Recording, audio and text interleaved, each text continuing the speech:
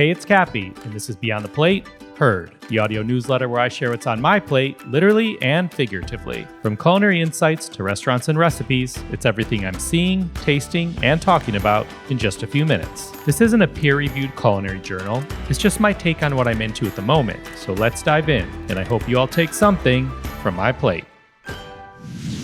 All right, first up is the Benjamin Hollywood. Okay, I keep hearing about the Benjamin Hollywood. The Benjamin is a contemporary homage to classic restaurant hangouts. It's in Los Angeles on Melrose Avenue and seems like a see and be seen type spot, but like in a cool way. There are three partners, Ben Shanasafar, also known as Ben Hundreds, Jared Meisler, and my friend Kate Burr, who I've known for like over 10 years from her PR days back in New York. Kate is an absolute riot. She moved to LA, kind of reinvented herself, or next chapter, if you will, in a bunch of ways. And this is one of her latest and greatest projects, which makes me even more excited to check it out next time I'm in town. The menu is upscale comfort, but refined. And the chef is Hannah Martin Duarte, who's cooked in some really great spots. And apparently the burger, the Benjamin burger, that's the one I keep hearing about. It's what all the kids are talking about these days. Upstairs, there's also Bar Benjamin, which has a full cocktail program, and the drinks seem pretty fun and delicious. So anyway, Kate, I'll be there. Save me a seat, please. You can find all the links and handles I mentioned in the show notes. Next up is Three Farm Daughters. Three Farm Daughters are a North Dakota-based food company. Okay, I met these three sisters, Annie, Molly, and Grace, at Expo West last year, and we had such a fun conversation. They're born and raised in Grand Forks, North Dakota, true farm kids. They left for college, did the big city thing, and then slowly made their way back home. And what they've built is really smart. They make pasta, but it's made from durum wheat grown on their family farm, and it's naturally high in prebiotic fiber. And it has these really interesting gut health benefits. Here's the part that made me laugh. I asked them last year if they knew Molly A, thinking North Dakota food world must be small, right? And not only do they know Molly, they have created and collaborated with her on a product. So I just love when smart, intentional brands are rooted in place and family like that. Anyhow, I'm headed back to Expo West this week, and I'm hoping to see them again. So if you're listening, sisters, I'm coming by the booth.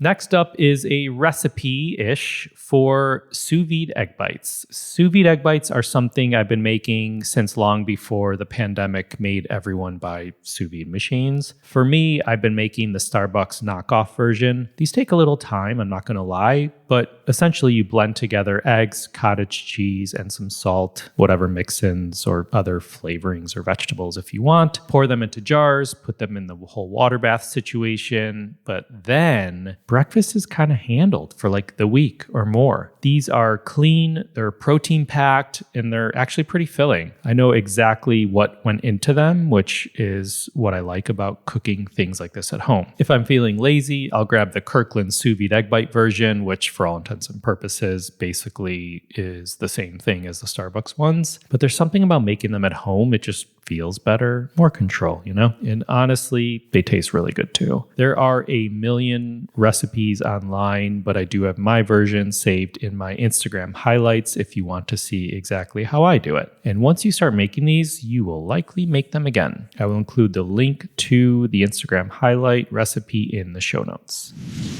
Next up is social impact related. I know I've mentioned Expo West a few times already in this episode. Expo West is kind of the defining event for the natural and organic products world. It's a massive CPG show, consumer product goods. It has startup founders, legacy brands, retailers, buyers, everyone under one very large Anaheim Convention Center roof. I'll be heading there this week. I go for my day job with Rachel Ray, but I genuinely love walking the floor. Yes, you see trends. Yes, you taste 100 things before noon, or maybe 1,000 things. But what I'm always listening for are the stories. So many of these brands are certified B Corps, or they're donating a portion of proceeds, or they're built around regenerative agriculture, or women-owned, or immigrant-founded, or solving some very specific problem because of something deeply personal. All great things. Anyhow, that's the stuff I gravitate toward, the heart behind the brand. So while I'm there this week, I'll definitely be on the lookout, not just for the next big snack trend, but for the brands aligning profit with purpose, because that's where things get interesting.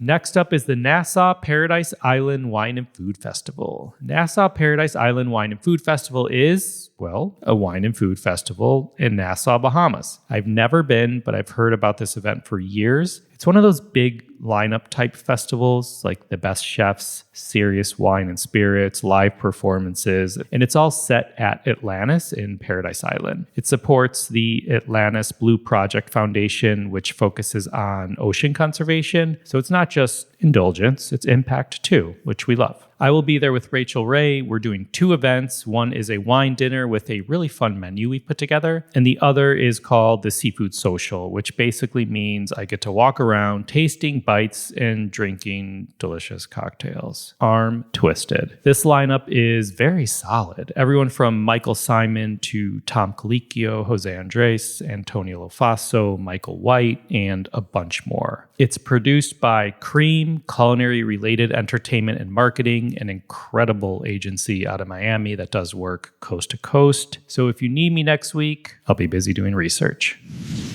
One last thing before I leave you. While I was literally thinking through this episode, I was sipping a mug of bone broth, specifically Brodo, Chef Marco Canora's bone broth. This could easily be its own section in a future episode, and maybe it will be, because I've been drinking this stuff for years and cooking with it a little bit. It's just like perfection when it comes to bone broth, like super good flavor, really clean. You can taste the quality immediately. And yes, you can find a ton of different bone broths these days at grocery stores, plenty of options. But if you're serious about like really good quality, this is the one I recommend. Anyway, that's what's in my mug right now. Thanks for listening to Heard, a production of Beyond the Plate. You can find all the links and handles I mentioned in the show notes. If you like this, then tap the follow button and tune in for more Heard, where I share what I'm seeing, tasting, and loving lately in food and hospitality. And if your friends and family may enjoy it, I hope you'll share it with them. Until next time.